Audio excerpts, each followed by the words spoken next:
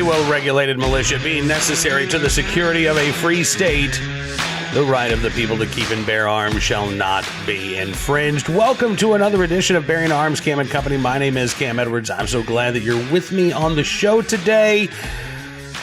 I gotta tell you, for the first time in a couple months, I actually had a decent weekend, and so did Missy. Youngest daughter graduated high school. It was hot, but it was really nice to see. So I hope you had a good weekend as well. Now, I wish that we were talking about the big decision today in New York State Rifle and Pistol Association versus Bruen, but we didn't get a big decision today in New York State Rifle and Pistol Association versus Bruen. The Supreme Court releasing a couple of opinions.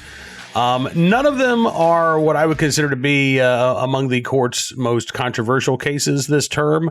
There was a case dealing with arbitration, I think, about a fired Taco Bell employee. There was a capital crimes case that does deal with the right to effective counsel. That is, pretty important if you've been charged with a capital crime. But the Dobbs decision, which, has the potential to overturn Roe versus Wade. There is also, besides Bruen, cases dealing with immigration, cases dealing with environmental law, Texas new social media law, which is on the court's shadow docket. And then again, the Bruen case, which hopefully will put an end to the may issue carry laws in the 8 may issue states like New York, California, Maryland, and New Jersey, and a few others as well. What's interesting about this? Well, there are a lot of things that are interesting about this, but one of the interesting political ramifications of the court's decision has to do with the 2024 presidential election. Joe Biden apparently is planning on running for a second term. I don't know how well that's going to go. I don't think there are many Democrats who are particularly eager to see Joe Biden step up and run again in 2024. But the question for Democrats is, who's going to replace him? I mean, Kamala Harris is even more unpopular than Joe Biden is. And there's really nobody there on the Democrats' rather thin bench that I don't see Americans rallying behind. But there is apparently somebody who's thinking about it. Yeah, the New York Post, among several outlets over the past couple of days, to report that Eric Adams, the New York City mayor, is eyeing a White House run in 2024. The Post reporting that confidants and City Hall insiders are saying that Adams may run for president if Biden does not. A person close to the mayor said, quote, Eric has told me repeatedly he thinks that he has a platform to run for national office for president in 2024. He has said that repeatedly. He thinks New York is a national platform. He thinks the National Party has gotten too far to the left, and he thinks that he has a platform to win. A Brooklyn Democratic elected official who was also frequently in talks with the mayor said Adams was, quote, considering a White House run in 2024 if Biden does not seek re-election, adding that Adams' advisor Ingrid Lewis-Martin was, quote, running point on the issue. Now, Adams himself, by the way, says, no, that's not happening. I'm not even thinking about running for mayor 4 years from now. Just, I'm just focused on being the mayor, which, of course, is what you say at this point, right? Even if you are thinking, man, maybe I could be president. But there is one big challenge for Eric Adams if he wants to run for president in 2024, besides the possibility that Joe Biden might actually decide he wants a second term or to try for a second term. And that is violent crime. Eric Adams ran for mayor pledging to reduce violent crime, which had gone up under Bill de Blasio, a very soft on crime mayor. And this was supposed to be the big difference between Eric Adams and Bill de Blasio, right? De Blasio was the crazy progressive, but Eric Adams was the moderate Democrat who was going to get tough on crime. He was a law and order Democrat, right? Well, as cityandstateny.com reminds us, Eric Adams has not gotten the job done when it comes to violent crime. They spoke with a campaign consultant, Chris Coffey, who is the co-chief executive of Tusk Strategies, the firm that ran Andrew Yang's failed mayoral campaign last year. And Coffey said that while he's not making the case for Adams to run, the mayor of just over 4 months could appeal to voters on a couple of different fronts as a black moderate Democrat running at least partially on public safety, For that to happen, Coffey said, Biden would have to drop out and Adams would have to show that he's actually been successful in tackling crime in the city that he runs, neither of which has happened yet. Quote, if those things happen, then I would be really surprised if he didn't consider it. Well, I would be too, but I got to tell you, I'm not convinced that Eric Adams is going to be able to get the job done. You know, Adams has been, I was going to say he's been focused almost entirely on guns, but that is not exactly accurate. Adams has adopted pretty much a kitchen sink strategy. Let's just throw everything out there and see what works, right? So we're going to do a little bit of targeted enforcement. We're going to do a little bit of stop and frisk. We're going to do a little bit of trying to keep people behind bars rather than let them back out. But his primary focus, and I do think it's fair to say that his primary focus has been on guns, right? Eric Adams' blueprint for public safety in New York City depends on there being fewer guns in New York City. And we're not just talking about fewer guns in the hands of criminals. We're talking about fewer guns. Right now, if you live in New York, it's already incredibly difficult for you to exercise your Second Amendment rights. If you want to keep a gun in your home for self-defense, get ready to go through a rigorous screening process, which only gets worse if you actually want to carry a firearm in public. I mean, we're talking tax returns, character references, all kinds of crazy stuff. Oh, by the way, hundreds of dollars in non-refundable application fees, too. So that when you get turned down, as you likely will, for any reason or no reason whatsoever, just because you didn't show good cause or, we got concerns about you, you don't get your money back, right? So already legal gun owners are at a disadvantage in New York City.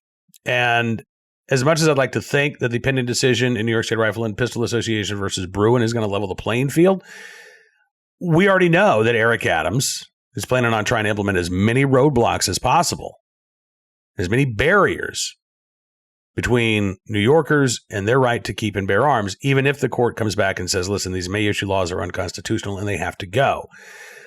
This is, by the way, is kind of interesting from a guy who ran for office saying that he would ditch his private security detail and simply carry a gun himself, as he is allowed to do as a former NYPD officer, right? But, you know, you and I and the average New Yorkers, well, we are not entitled to the privilege of exercising our Second Amendment rights. And I think this is going to be, listen, Eric Adams' desire to go after guns is not going to hurt him in the Democratic primary if he decides to run for president. I think it very much would hurt him in a general election. But it wouldn't hurt him. His gun control stance is not going to be a ding against him among his fellow Democrats. His inability to curtail crime while blaming guns, on the other hand, I think does provide at least an opening for other Democratic challengers to step in. And by the way, things are continuing to get worse in New York City. As Fox News reported over the weekend, there was another shooting on a subway. Actually, I believe there were two incidents in the New York City subways this weekend, but one incident, a 48-year-old man was shot and killed, Daniel Enriquez, who's an investment researcher, Goldman Sachs. Apparently, unprovoked attack. According to reports, Enriquez was riding a train in Manhattan on Sunday morning. And police say an unidentified man shot him in what they are calling, again, an unprovoked attack. His sister, Griselda Ville, said no one should have this happen to their family. And the worst part is, even if they catch this person, he's going to be out again. Talking about New York's bail reform laws, right? Well, as Fox News reports, subway shootings have gone up significantly this year compared to last year under Eric Adams. And Ville said, I wish you guys would go back to Mayor Adams and tell him the city is not safe. She said, I want every New Yorker to realize this could be your reality tomorrow. Your worst nightmare could come true. I don't want this to be an attack of the mayor. I want him to focus on New York as a community. Her husband, Glenn, had a more direct message for Adams. Do your job. Get crime off the streets. But again, Eric Adams isn't focused.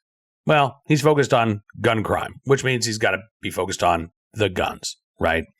So we don't know who this suspect is. Don't know if they have a previous criminal history. I highly doubt that they have a valid permit to carry in New York City. Now, Eric Adams has been trying to scaremonger about what happens if the Supreme Court overturns New York's May issue laws, right? Oh my gosh, we're going to have people carrying guns on the subway. Oh my gosh, it's going to be horrible. Oh my gosh, can you imagine? Well, it sounds to me like you already have people who are carrying guns on the subway. By the way, under current New York City law, the few people who possess a valid permit to carry in New York City can carry on public transportation. It's just that most of them don't rely on public transportation because in order to get a concealed carry permit in New York City, you've got to have a lot of cash, you've got to have a lot of clout, or both, right? So they're driving around in black cars, not taking the Q train. On the other hand, what we are seeing right now is that New York City's gun control restrictions are not stopping violent criminals from illegally obtaining a firearm and illegally using them against unsuspecting and innocent people. Now, Eric Adams might believe that allowing those unsuspecting and innocent people the opportunity to protect themselves would only make things worse. But again, if you want to run for president in 2024 on a platform of we'll all be better off if we can't protect ourselves, be my guest. I think it's going to go over about as well as, how Americans think Joe Biden is doing as president, honestly. Now, let's turn our attention to today's Armed Citizen story, our good deed of the day, and our recidivist report. We will start there, Cedar Rapids, Iowa, where a arrest has been made after a home was put on surveillance because of a number of shooting incidents. Police say that shots were fired at the home and apparently maybe from the home as well. Neighbors have been complaining about this for weeks now, months apparently. And so there was surveillance set up on the home last Thursday with the Cedar Rapids Police Community Action Team. And they saw a couple of guys walk out of the house that afternoon. One of them, 19-year-old Royal R. Jones, was leaving the home under what police described as, quote, suspicious circumstances. I have no idea what that means, but an officer approached Jones. He then ran from the officer and refused to obey lawful orders during a foot pursuit. The officer saw Jones make a, quote, exaggerated gesture with his right hand on the front of his pants as if to reach for a firearm. When Jones was apprehended, the officers retraced Jones's path, and they found a gun without a serial number. That's right, a quote-unquote ghost gun, laying on the ground. Jones, charged on Friday with being a felon in possession of a firearm, as well as interference with official acts while armed with a firearm. Both of those are felonies. Also interference with official acts resulting in bodily injury because the officer who chased Jones was slightly injured, as well as person ineligible to carry dangerous weapons. Both of those are serious misdemeanors. Despite these serious felonies and these serious misdemeanors, Jones is currently being held on just $10,000 bond. Yeah. According to the complaint, by the way, Jones was on a weekend pass from the Larry Nelson Center where the court system had ordered him to serve his term of probation on a conviction from last year for second-degree robbery and going armed with intent. Jones was originally charged with first-degree robbery in that case, by the way, but he pleaded guilty to the lesser charge and got a deferred judgment and 3 years probation. Yeah, no prison time at all. Yeah, just there you go, Mr. Jones. Go on your way. Oh, by the way, I want you to just stay the night, basically, at this halfway house, right? We'll feel better. But don't worry, we'll give you a weekend pass. It gets even worse. According to court documents, prosecutors have asked the court to revoke Jones's probation twice since last year because of what they call numerous probation violations. Instead, 2 separate judges found him in contempt, gave him 60 days in jail, but they did not revoke his probation. They did not send him to prison. They just basically, again, gave him what amounts to a judicial slap on the wrist, which apparently, if the current information is correct, and Jones indeed was in illegal possession of a firearm, apparently did not have the deterrent effect that those judges were hoping for. And now, again, facing a pair of serious felony charges, as well as a pair of, quote, serious misdemeanors as well. Today's Armed Citizen story from Wisconsin. You've seen this headline already. This is making the rounds. A Wisconsin couple attacked by a bear that broke into their home used a firearm to protect their lives. This was Friday night in Medford, Wisconsin. The couple say that they noticed the bear eating out of a bird feeder in their backyard. It was late. It was about 11 p.m. Their kids were already asleep in the house. They opened a window and yelled at the bear to leave. The bear did not leave. Instead, the bear charged at the home and actually broke through the window and then attacked the couple, who fought it off at first with a kitchen knife. At some point, though, the husband was able to get a gun, fatally shot the bear inside the home. Both husband and wife were bitten by the bear. They suffered injuries in the attack, but thankfully they were not severe. They were treated and released from the hospital. Kids, as I mentioned, asleep upstairs, unharmed in the incident. Authorities say that it is believed the adult female bear was in the yard with one of her cubs before it charged the house. The bear's body recovered by the Wisconsin DNR. The cub, I don't believe, has been located. Again, it's a sad situation for the bear, but a very thankful moment for this Wisconsin couple who are alive and well today. Again, after being attacked by a bear in their own home, thankfully, those kids get to hug mom and dad as well. And, in this case, what do you say?